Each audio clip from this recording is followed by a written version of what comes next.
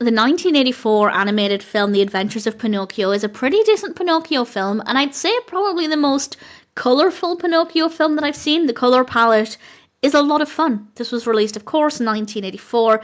It's directed by Ippei, Kuri and Jim Terry. It's written by Angelo Grillo, based, of course, on the novel, and we have a voice cast including Danielle Romeo, Lacoya Newsome, Cindy Kozacik, Tony Roscia, Pearl Terry and David Scott, and I apologise if I've mispronounced any of those names. And in general, it's a pretty recognisable version of Pinocchio. A wooden puppet wants to become a real boy and goes off on an adventure that ends up with some dangerous situations and a lot of lessons to learn along the way.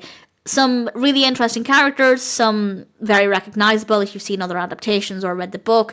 Some characters I'm not familiar with. I can't say they don't appear in the novel because I've never read it. I will get round to it at some point. I keep meaning to. And there are characters in this I've never before seen in any adaptations, so I can't say they're completely new for this film.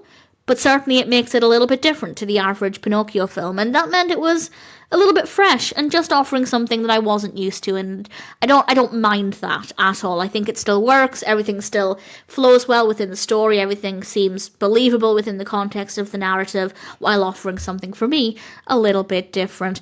The music is pretty good, the voice acting is good, and as I said, the colour palette is a lot of fun. The animation style is quite nice. Maybe not my all-time favourite animation style, but it's consistent, it works well, the colours are so fun. Definitely very bright and vibrant, and by far the most colourful Pinocchio I've seen.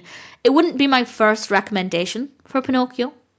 Not just because there are elements that are a little bit different to every other adaptation that I've seen, but also because I think it's maybe just not the most engaging. The animation aside, in terms of the story, it's maybe not as fascinating, not as well crafted, but it's still decent. If you're an existing Pinocchio fan, without question, I'd say give it a go. I think you'll find it to be really good fun.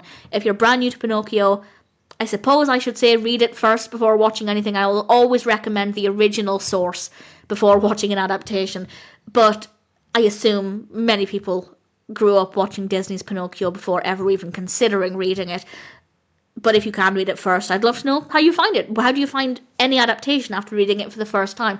I will get around to watching it, reading it rather, at some point. And for now, I think Disney's Pinocchio will always be my top recommendation. But if you're an existing fan, I'd say the 1984 Adventures of Pinocchio is one that's worth watching.